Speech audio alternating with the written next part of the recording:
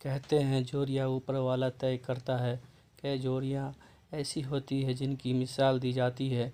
बेगूसराय के बरौनी रिफाइनरी में कार्यरत वागीश आनंद और ईसा की जोड़ी ऐसी ही है। इनकी कहानी जानकर आपकी आंखें नम हो जाएगी। एक चुटकी सिंदूर, एक मंगलसूत्र के साथ 7 फेरे से बंधने वाली रिश्ते की डोर कितनी मजबूत होती है, उसकी मिसाल बरौनी रिफाइनरी टाउनशिप के एक परिवार में देखने को मिल रही है। शादी के महज 1 वर्ष बाद पत्नी के कोमा में चले जाने के बाद भी पति तमाम परेशानियों को झेलते हुए एक उम्मीद के साथ सेवा में जुटे हैं। अब तो 10 वर्ष हो गए। नन्ही बेटी अब थोड़ी बड़ी हो गई है। बात कर रहे हैं शहर के जेके इंटरप्राइजेज के पूर्व प्राचार्य डॉक्टर सच्चिदानंद के पुत्र वागीश आनंद की। वागीश की शादी शहर के प्रोफेसर कॉलोनी निवासी किशोर कुमार मिश्रा की पुत्री ईसा कुमारी से 18 अप्रैल 2012 को हुई थी। शादी के बाद उनकी ज़िंदगी में खुशियों की ने दस्तक। पता चला कि ईसा मां बनने वाली है।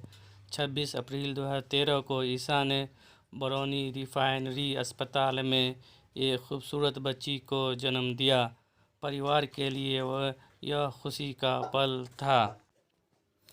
लेकिन स्वास्थ्यकर्मी की एक छोटी सी चूक ने उनकी ज़िंदगी में अंधेरा कर दिया।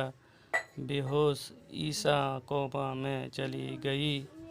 यह जानकर परिवार के लोग सन्न रह गए। वागीश बताते हैं कि ईसा के कोमा में चले जाने के बाद उसे इलाज के लिए गुरुग्राम के मेदांता द मेडिसिटी में 6 महीने भर्ती रहने के बाद चिकित्सक के सलाह पर 2 साल तक नई दिल्ली में इलाज चलता रहा। इस दौरान वे अपनी पत्नी की इलाज की व्यवस्था भी देखते और बरौनी रिफाइनरी आकर अपनी ड्यूटी भी करते रहे। यह सिलसिला 2 वर्षों तक चला। प्रत्येक महीने दिल्ली जाकर पत्नी की इलाज का समुचित प्रबंध करना, नवजात बेटी की लालन पालन की व्यवस्था करना और यहाँ आकर ऑफिस में अपने कर्तव्यों का निर्वहन करना, यही उनकी ज़िंदगी बन गई थी।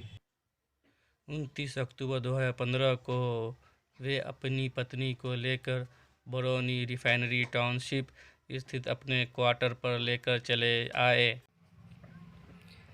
वागीश आनंद बताते हैं कि जब बेसुध ईसा को लेकर यहाँ आए तो बरौनी रिफाइनरी के सहयोग से अपने आवंटित आवास के एक कमरे को मेडिकल वार्ड के रूम में विकसित कराया। ऑफिस से जब वे अपने आवास पहुंचते हैं तो सारी थकावट भूल कर अपनी बेसुध पत्नी को देखते हैं। मन में एक टीस उठती है, लेकिन रो भी तो नहीं सकता। पत्नी के लिए दवा समेत अन्य व्यवस्था करते हैं। बेटिया रानी अब 10 वर्ष की हो गई है। एक तरह से वे ही अपनी बेटी के माता पिता दोनों की भूमिका निभाते हैं। वागीश आनंद के पिता डॉक्टर सच्चिदानंद बताते हैं कि ईसा को पठन पाठन का वातावरण खूब पसंद था, जिसके कारण उसने शिक्षक नियोजन के लिए भी आवेदन किया था। परंतु भगवान को कुछ और ही पसंद था। ज्वाइनिंग लेटर मिलने से 1 माह पूर्व ही ईसा कोमा में चली गई, जो आज तक वापस नहीं लौट सकी।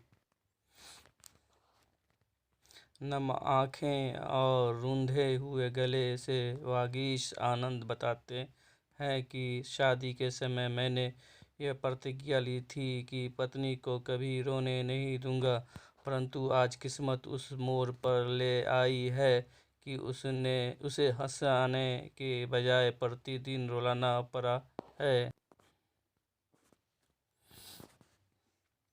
क्योंकि चिकित्सक का कहना है कि यह जितनी रोएगी उतनी जल्दी इनकी संवेदनाएं जागेगी। उसे रुलाने में खुद भी रोना पड़ता है। उन्हें उम्मीद है कि ईशा एक दिन ज़रूर ठीक हो जाएगी। धन्यवाद ये स्टोरी सुनने के लिए। ये एक